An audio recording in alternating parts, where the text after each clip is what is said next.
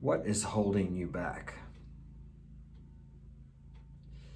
Is what that is holding you back something real? Is it a label someone's put upon you? Is it a label that you've accepted, that someone has put out there because you have a certain condition, or maybe you're different, or you've been injured? We all have things that will hold us back if we allow them to. And as I'm speaking, I'm thinking about that guy that has no arms and no legs, and he's a great speaker. I can't think of his name in the moment, but most people would have allowed something like that to hold them back.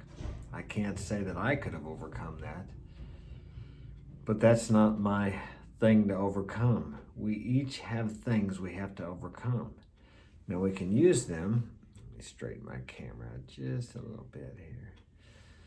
We can use those things to propel us forward, or we can use them as an excuse to hold us back.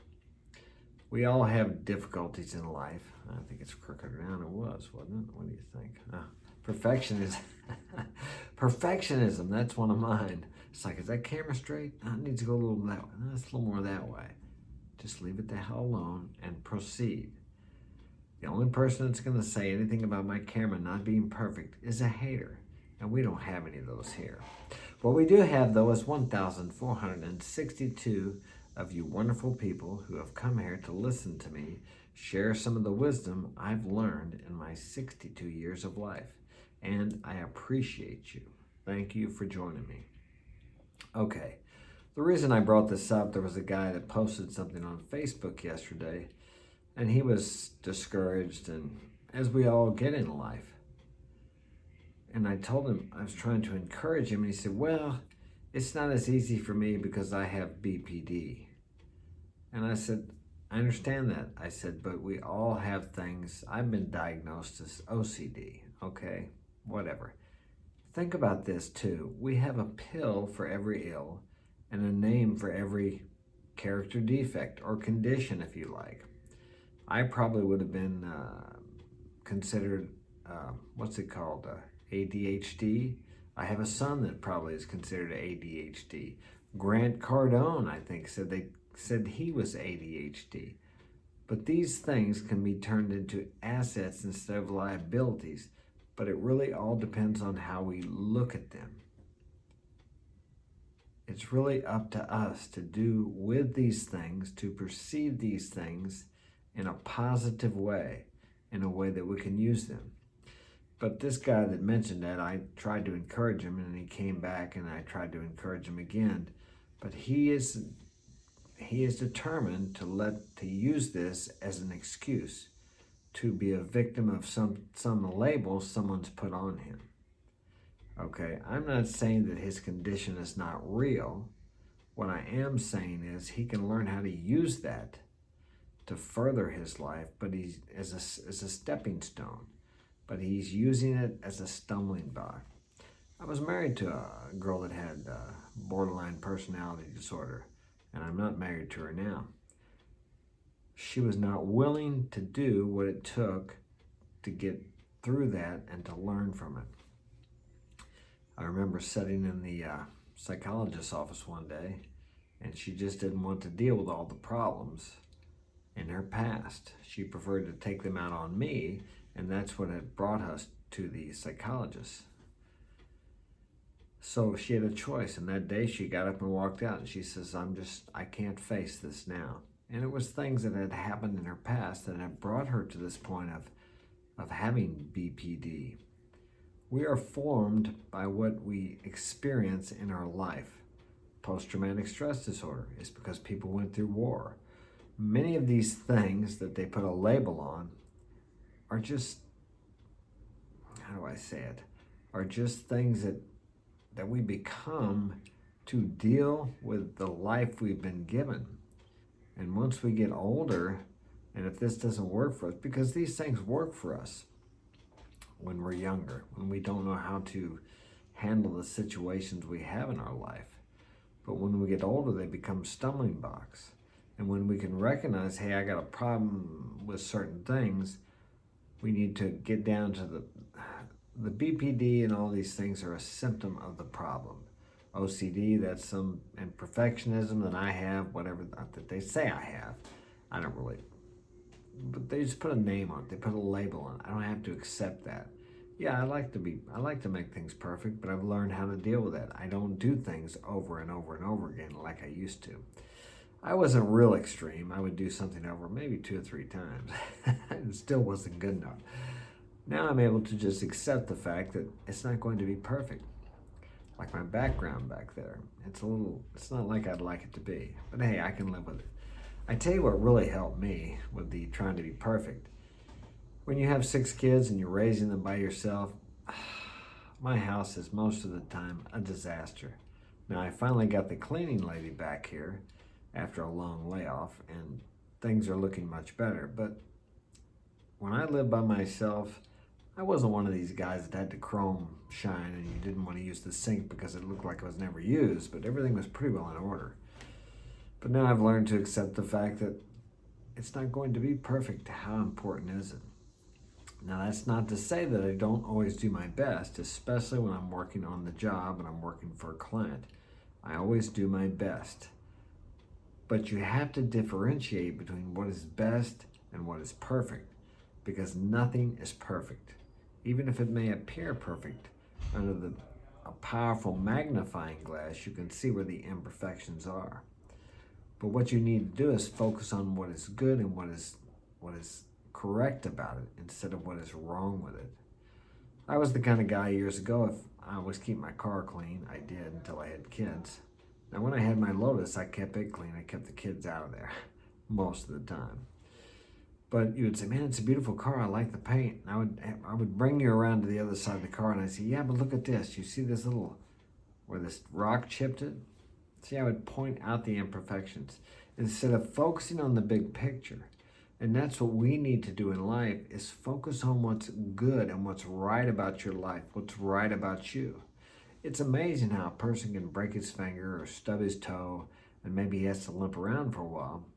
And the whole other part of your body, which is 99% of your body, is working perfectly.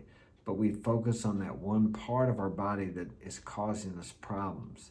And as I've told you guys, it's a psychological fact that whatever you focus on grows in your experience.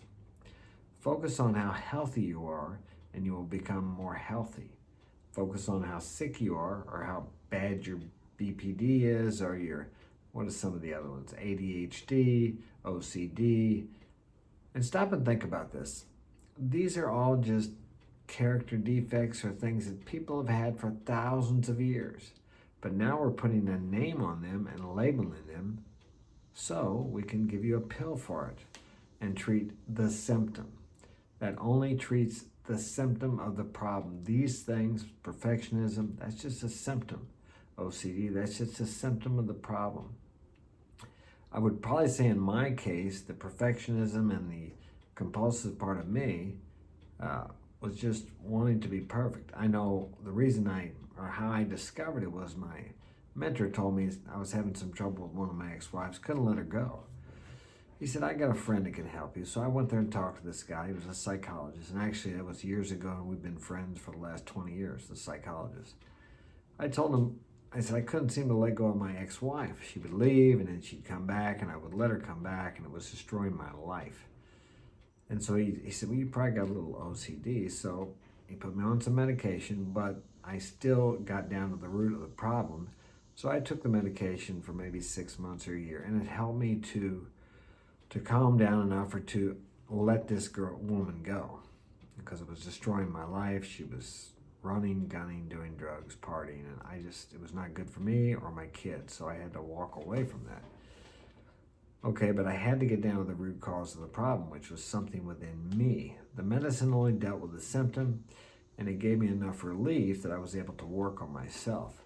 Because if you don't work on yourself, then you'll get through that time maybe, and then you'll just repeat the same thing over and over again because you haven't dealt with the real problem.